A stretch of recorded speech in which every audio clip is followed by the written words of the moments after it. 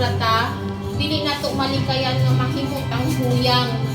Usahay mahimong negatibo atong huna-huna tungod sa daghang problema, daghang pagsulay, daghang kasakit.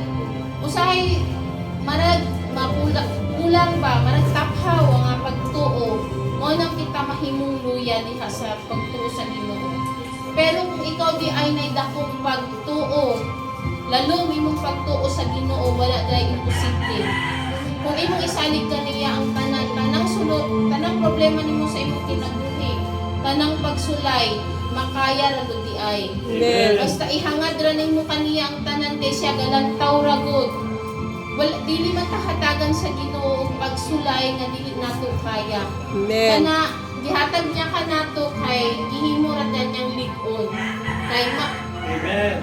Kay sa tanang higayon ang tawo manggod dali ra kayong mapandol na dili magud nato na tas kalibutan daghan kayong mga tintal. Pero ato ra gong dili ra gud nato walaon nga ang Ginoo unahon na